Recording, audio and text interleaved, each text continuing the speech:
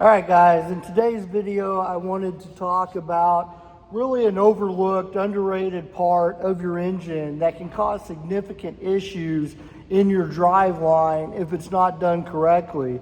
And this is something I came across later on in my career because the type of equipment I worked on up until I became a fleet manager at a trucking company, I didn't run across this too often. But in heavy duty trucks and stuff, it does seem to be a common cause of having to remove your flywheel housing and put a new one on, or you removed it for another reason and you're putting it back on. But ultimately, if you think about the flywheel housing itself, it is just bolted on to the back of your block. So when you put the flywheel housing on, even if it does have some guide studs or pins, dowels, whatever you want to call them, that help it guide it on there, once you tighten the bolts here that hold that flywheel housing on, there is enough play or available movement in this housing to throw it off, whether it's up too high, down too low, off to the left, off to the right. So when you're looking at the flywheel housing, you got to imagine all the stuff that's attached to this housing going backwards along the length of the truck, right? You got on a manual transmission, you got a clutch, automatic transmissions, you got torque converters, you got the transmission itself bolted onto this flywheel housing. Behind the transmission, you got U-joints, drive lines, all the way to the pinion at the differential. And if this thing isn't true in a straight geometric line, then everything that's behind it is going to be slightly skewed. So instead of going straight back, you're coming at an angle. And it might not seem like much, but a few thousandths of an inch off over spec on this measurement of whether this flywheel housing is straight on this block or not can have a very big impact when you look 7-8 feet down to the actual diff, or I'm exaggerating a little bit there, but you get the point. It's going to be exponentially bigger the further back you go. So how do you know if the flywheel housing is on there straight? Different OEMs will have you do different ways of doing this measurement, but one of the key terminologies that you might look for is going to be concentricity, how round something is, which is just a fancy way of saying, is this thing on there straight? So the way that we do that is we will take a dial indicator. This dial indicator's magnetic base is on the actual flywheel or flex plate, right? One of the things that I'm always laughing about with my students is that they always insist that they put that dial indicator right here in the middle of the flywheel house, right in the middle, because there's like, well, it's supposed to be measuring all the way around the housing. It's got to be centered. No, it doesn't. If I put the magnet where I have it off here to the side, and then I put my dial indicator tip down here, I'm still going to be the same distance as I travel all the way around. And what I'm looking for is differences in that distance from one point to the next point. So I'll walk you through the way Cummins wants you to do it. Once you get your dial indicator installed and you got the lip of your dial indicator on the inside surface of the flywheel housing right here, then they want you to take 4 measurements. Typically what you would do is put this thing at 12 o'clock because it makes it easier, and you would zero it. So you would have to rotate the engine until the dial indicator tip was at 12 o'clock. There's where you zero it. Your first measurement, therefore, 0, all right? Then you would rotate it to, you're supposed to take measurements at 3, 6, and 9, but since the engine is supposed to be rotating this direction, your first measurement should be at 9 o'clock. So we'll rotate it to 9 o'clock, take a measurement, rotate it to 6 o'clock, take a measurement, rotate it to 3 o'clock, take a measurement.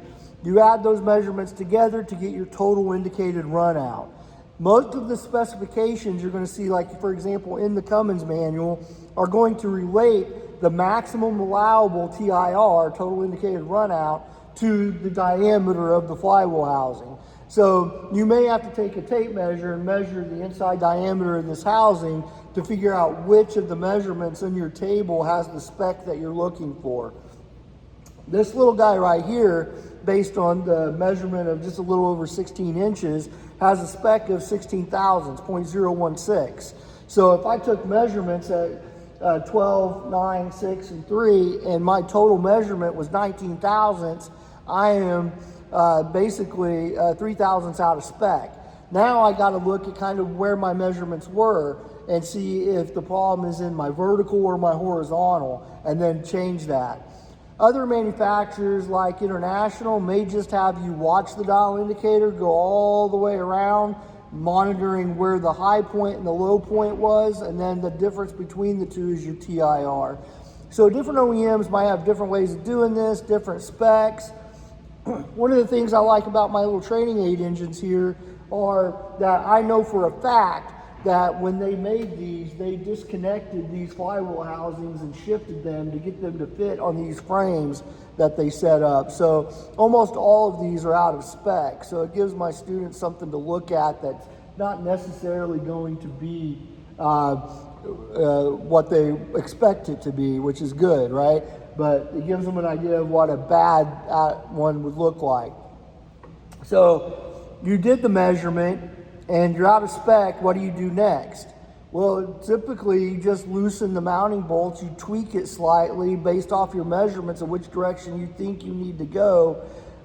Just kind of loosen the bolts. Maybe you give it a nudge, a little rubber mallet, kind of pop it a little bit to one side, and then snug the bolts up. I wouldn't torque them at this point because you might still need to do some adjusting, but kind of snug them up, run the measurement again, and then once you get in spec, then you torque down these bolts.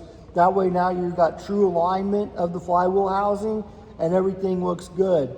The dial indicator is a great way to do this. Cummins makes a rotational tool I made another video about. So technically on this one, if my OCD made me put this in the middle, I could do that and I could still rotate this guy. On my Internationals that I have, we put a 1/2-inch drive socket on the back of these and welded them on so they could take a breaker bar and rotate their engines. So they have to kind of do it like this to still be able to rotate the engine. The other thing is to make sure that you have a good solid dial indicator. You know, I'm tapping mine, it's not moving. You don't want to mount a dial indicator in a way that it moves instead of being moved with the needle.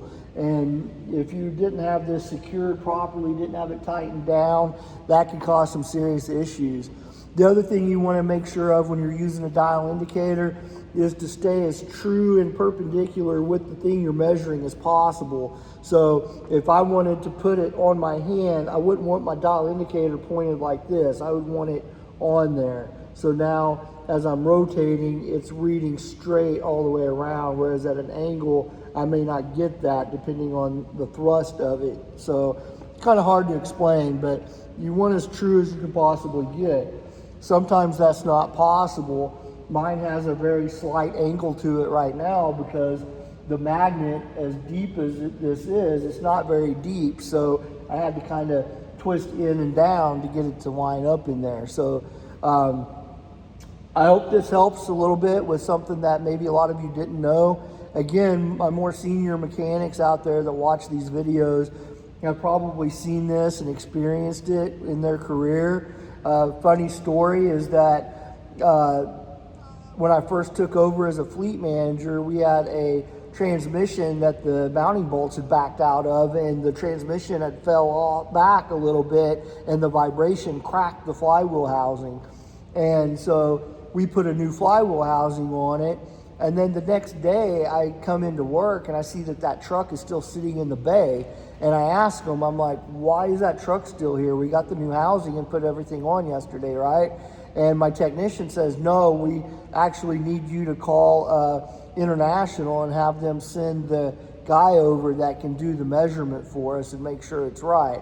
So at the time I thought, what measurement is he talking about? Is this some complicated mystery measurement that only the dealership has the tools to do? Is it something that I'm going to have to do every time we do this? How expensive is it? How much are they going to charge me? All those fleet manager things popped into my head. So I was very curious. When the technician from the dealership got there, I literally followed him underneath that truck to watch to see what it was he was doing, and it was this. I was hot. I got on my guys' case. I was like, are you guys incapable of putting a dial indicator on a flywheel and rotating an engine and writing down measurements? Like, why the hell are we paying someone to come from a different shop and do this for us? And it was just a lack of understanding and a lack of doing exactly what I did, which is, what are they doing? Getting underneath there and looking and going, well, shit, I can do that, right? So that's kind of the issue that I have with this, and why I kind of stress this to my students is, this is the simple kind of job that you need to be able to do, and not expect it to be farmed out to someone from a dealership that apparently knows how to read a dial indicator better than you do, right? So this is something that, if you wanted more information about it, please like, subscribe, comment, let me know what your questions are. I'll do my best to answer them. Also consider becoming a channel member. My garage cats and garage owners get first access to answer questions. They get first access to request video topics, and it's the best way to communicate with me is through the channel membership program. So please check that out, and thank you for watching. Thank you for making Charlie's Garage a success. Bye.